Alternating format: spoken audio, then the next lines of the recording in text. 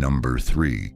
When I moved in with my dad at the age of 10, I didn't know anyone in the area.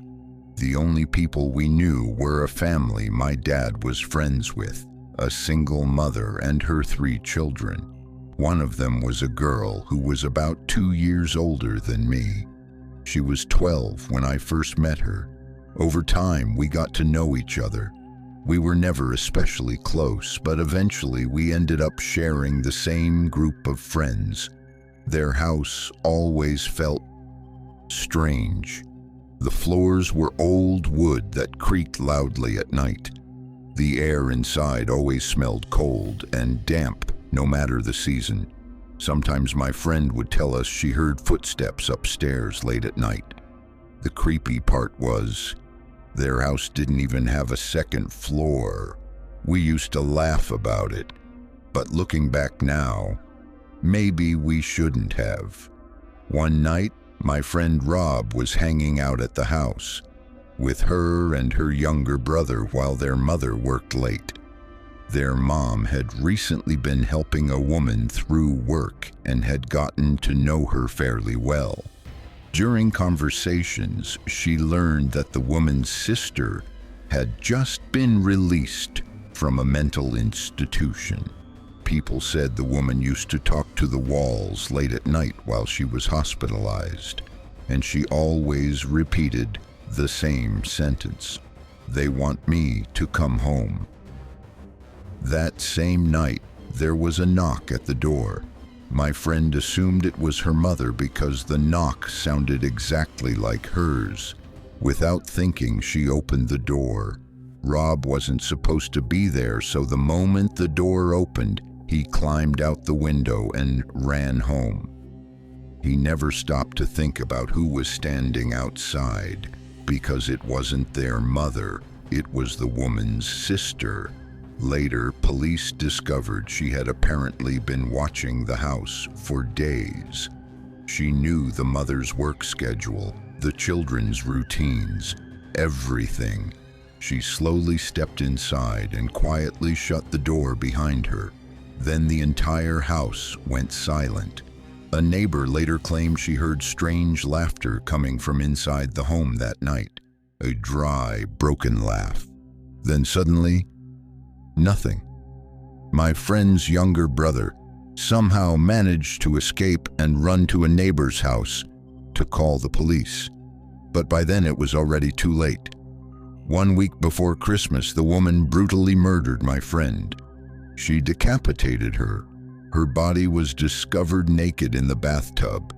The water inside had turned dark red, and written across the bathroom mirror in smeared letters were the words, "She wouldn't stop screaming." The most horrifying part was that the killer had hidden the girl's head somewhere inside the house. Police reportedly searched through wrapped Christmas presents trying to find it. Some people said Christmas music was still playing softly inside the house while officers searched. Slowly, distorted, like an old broken record. Where they eventually found the head was never revealed publicly. I only know that they did, but the story didn't end there.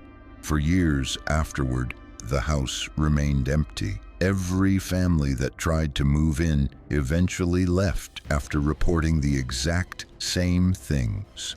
Water running in the bathroom late at night, footsteps in empty rooms, and sometimes, right after midnight, someone would knock softly at the front door, exactly the way their mother used to. Number 2, this happened about 15 years ago. Back then, my wife and I were just dating. Her grandmother was living a very lonely life. After her husband passed away, she started volunteering at the local library just to keep herself busy. It was winter, and as soon as the sun set, the entire town seemed to sink into darkness too quickly. Every day at 5 p.m., the library would close, and she would walk home alone, a 1-mile route through an old wooded road in South Texas. That day was no different. at first, but halfway through the walk, she felt it. Someone was walking behind her. At first, she ignored it, but minute by minute, the footsteps began to sync with hers, closer and closer, until it was so close that she could hear breathing right beside her ear. And then, everything changed. The wind stopped. The leaves went silent. It felt like the entire forest had stopped breathing. And then, a hand grabbed her shoulder, cold, heavy, not quite human. A whisper right next to her ear. "Don't turn around. Give me your purse, or it ends here." She stopped. Then, completely calmly, she turned around. But there was no one there. Only darkness and silence. And yet, that hand was still on her shoulder. She slowly opened her purse and pulled out a hidden .38 revolver she always carried. The next moment, a gunshot echoed through the forest. But strangely, no scream, no body falling, only a long breath, as if something didn't end, but began. After that night, that road was never the same again. And until her final days, she would always say the same thing. "If I had waited just one more second, it would have followed me all the way home." Number 1, this was told by a New York subway worker who swore it really happened. One night, he was working the late shift in a Manhattan subway control room. Everything was normal until 3 a.m. when an unexpected signal appeared on the system. A train was entering Line 6, but there was no scheduled service at that time. The screen labeled it unknown service.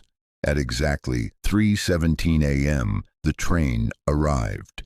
The doors opened. The train was fully lit, but completely empty, except for one thing: a man sitting in the last carriage, head down, wearing a black coat. No movement, no sound. Then the doors suddenly shut on their own. The train started moving again, deeper into the tunnel. Radio communication died, cameras glitched. Then the man in the last carriage slowly stood up and looked directly at him, but his face was not human. Black eyes, no reflection, no expression. A voice came through the static: "Don't look at it." All systems went offline, and at that moment, the train simply vanished from the network. No trace. No signal, no record, as if it never existed. The next morning, only one thing was found in the control room locker: a ticket that read, "And in New York, subway workers still say, if a train arrives at 3:17 a.m., you don't board it, because it's not part of the city anymore."